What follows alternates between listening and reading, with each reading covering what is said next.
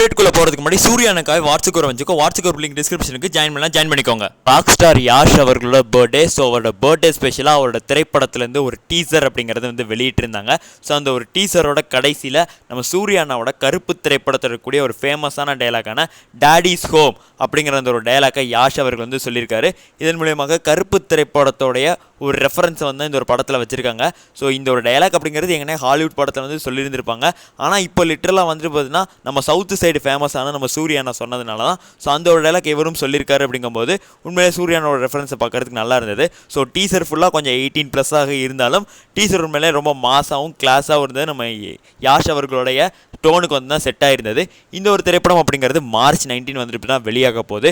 நம்ம கருப்பு திரைப்படம் வந்து January 23 இல்லை அப்படின்னா February 14 தான் வெளியாகும். அந்த மணிக்கு இப்போ வரைக்கும் தகவல்கள் வந்து கிடச்சிக்கிட்டு இருக்குது. ஆனால் இந்த ஒரு திரைப்படத்தோடையும் கிளாஷுக்கு வர்றதுக்கான வாய்ப்புகள் இருக்குது. அந்த மணிக்கு சில சோர்சஸ்லேருந்து இப்போ அப்டேட் கிடைக்குது.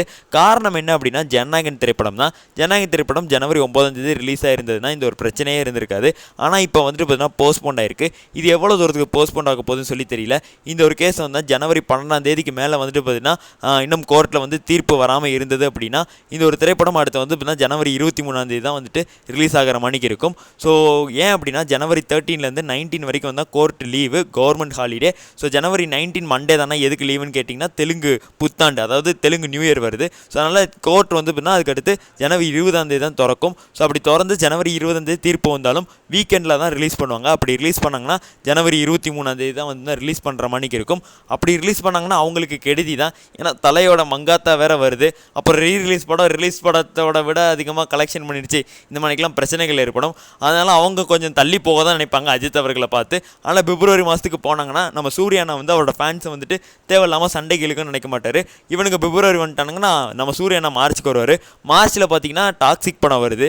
டாக்ஸிக் படம் தமிழ் சினிமா ரேஞ்சில் அவ்வளோ பெருசாக ஓடாது. ஸோ மித்த இடங்களில் தான் ஓடும். ஸோ அதனால் இந்த ஒரு படத்தோட கூட கிளாஷுக்காக வர்றதுக்கான நம்ம படம் வாய்ப்பு இருக்குது. ஸோ 2 டேடிஸ் ஹோமையும் ஒரே நேரத்தில் தேட்டரில் போய் நம்ம வந்து செலிப்ரேட் பண்ணுறதுக்கான வாய்ப்புகளும் அமையலாம் அப்படிங்கிறது. அதுக்கு தான் இந்த ஒரு வீடியோ வந்து பதிவு பண்ணியிருக்கோம். ஸோ உங்களோட கருத்துக்கள் என்ன அதை பற்றி அப்படின்றத கமெண்ட்ஸில் பதிவு பண்ணிடுங்க. நன்றி, வணக்கம்.